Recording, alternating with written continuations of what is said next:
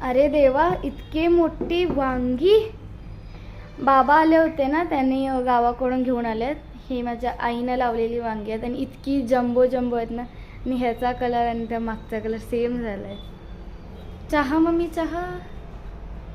किती ग बाईनी हुशार. काजू काजू काजू. मी ना आता भाजीला काय करायचं, काय गॅस बंद कर एक मिनिट. भाजीला काय करायचं समजे ना मला आता संध्याकाळच्या जेवणाला.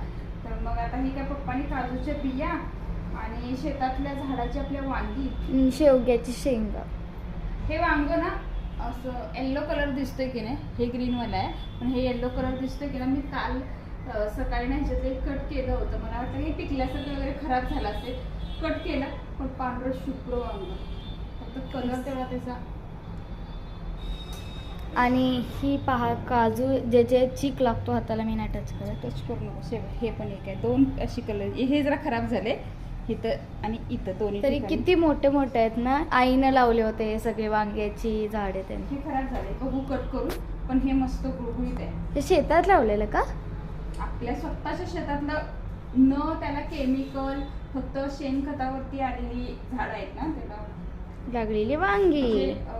मिरचीचं, वांगीचं, कांदापात, मेथी,